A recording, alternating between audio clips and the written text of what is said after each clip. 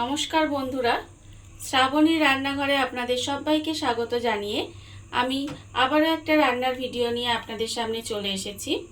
আজকের আমি কুমড়ো দিয়ে একটা টিফিন বানাবো, যেটা বাচ্চা থেকে বড় আশা করি সবারই ভালো লাগবে। আর এটা কিন্তু আপনারা বাচ্চাদের স্কুল টিফিনে বা অফিসে বা সন্ধ্যেবেলার টিফিনেও কিন্তু এটা আপনারা বানিয়ে দিতে পারেন। তাহলে চলুন এই টিফিনটা আমি কিভাবে বানাই সেটা আপনারা একবার দেখে নিন। টিফিনটা বানানোর জন্য প্রথমে আমি এখানে গ্যাসটা অন করে একটা কড়া বসিয়ে নিয়েছি। এবার আমি কড়ার মধ্যে দিয়ে দেব জল। এখানে আমি একটু জল দিয়ে দিলাম। এবার আমি এর মধ্যে দেব কুমড়ো। এখানে আমি কুমড়োটা ছোট ছোট করে টুকরো করে কেটে রেখেছি, সেই কুমড়োটা আমি এর মধ্যে দিয়ে দিলাম। দিয়ে কুমড়োটাকে প্রথমে আমি একটু সেদ্ধ করে নেব। কুমড়োগুলো আমার এখানে খুব ভালোভাবে সেদ্ধ হয়ে গেছে। এবারে আমি কুমড়োগুলোকে তুলে আলাদা করে রেখে দেব। আর কুমড়োগুলোকে কিন্তু আমাকে ভালোভাবে একটু ঠান্ডা করে নিতে হবে। এইভাবে জল ঝরিয়ে কুমড়োগুলোকে আমি আলাদা করে রেখে দিলাম। কুমড়োগুলো আমি এখানে একটু ঠান্ডা করে নিয়েছি।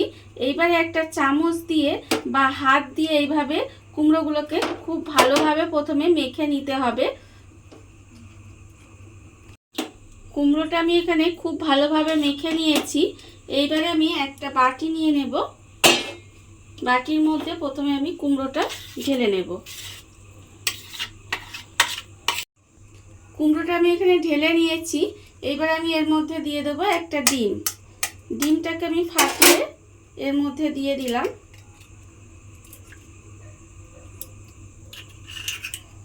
এইবারে আমি এর মধ্যে দেব পেঁয়াজ কুচি। এখানে আমি একটা বড় সাইজের পেঁয়াজ রেখেছি, সেই পেঁয়াজ কুচিটা আমি এর মধ্যে দিয়ে দিলাম। আর আমি এর মধ্যে দেব কাঁচা লঙ্কা কুচি। এখানে আমি দুটো কাঁচা লঙ্কা কুচি করে রেখেছি, সেই কাঁচা লঙ্কা কুচিটা এর মধ্যে দিয়ে দিলাম। আর আমি এর মধ্যে দেব নুন, আন্দাজ মতো নুন দেব। আর দেব আমি এর মধ্যে গোলমরিচ গুঁড়ো, হাফ চামচ মতো গোলমরিচ গুঁড়ো দিলাম। এবার আমি এর মধ্যে দেব ময়দা।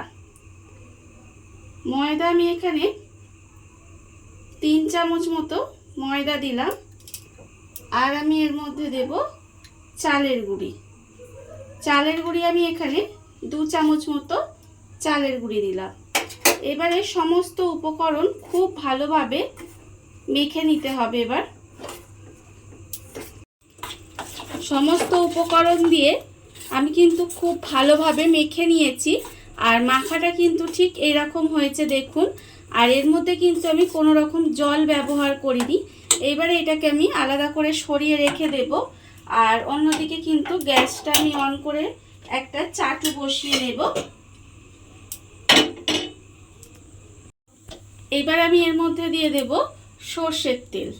এখানে আমি সর্ষের তেল ব্যবহার করেছি, আপনারা চাইলে কিন্তু সর্ষের তেলের বদলে সাদা তেলও ব্যবহার করতে পারেন। এখানে আমি 1 চামচের একটু বেশি সর্ষের তেল দিলাম। দিয়ে এবারে তেলটাকে একটু গরম হতে দেব। তেলটা আমার এখানে গরম হয়ে গেছে। এইবারে আমি এরকম চামচে করে অল্প অল্প নেব, নিয়ে জাস্ট এইভাবে ছোট ছোট করে দিয়ে দেব। ছোট ছোট করে আমি এই কারণেই দিচ্ছি, কারণ দেখতে বেশ সুন্দর লাগবে, সেই জন্য কিন্তু আমি এর মধ্যে এইভাবে ছোট ছোট করে দিয়ে এপিট ওপিট করে একটু লাল করে ভেজে নেব। দেখুন ঠিক এইভাবে। এক পিঠটা আমার ভাজা হয়ে গেছে। এবার এগুলোকে তুলে এইভাবে অন্য পিঠটাও কিন্তু লাল করে ভেজে নিতে হবে। এপিট ওপিট করে লাল করে আমি ভেজে নিয়েছি। এইবারে আমি এগুলোকে তুলে রেখে দেব। দেখুন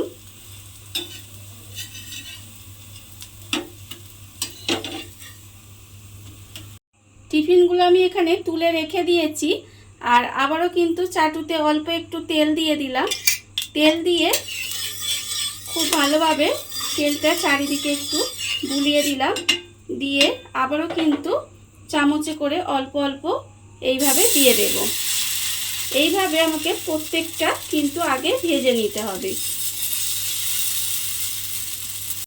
দেখুন আপনারা টিফিনগুলো কিন্তু আমি রেডি করে নিয়েছি। দেখতেই পাচ্ছেন যে কত সুন্দর দেখতে লাগছে। দেখতে যতটা সুন্দর লাগছে খেতে কিন্তু তার থেকেও বেশি সুন্দর লাগছে। আজকের এই রান্নাটা আপনাদের কেমন লাগলো সেটা কিন্তু জানাতে একেবারে ভুলবেন না। আজকের মতো এইটুকুই। আপনারা সবাই ভালো থাকবেন, সুস্থ থাকবেন। আবারও হাজির হব নতুন রান্না নিয়ে।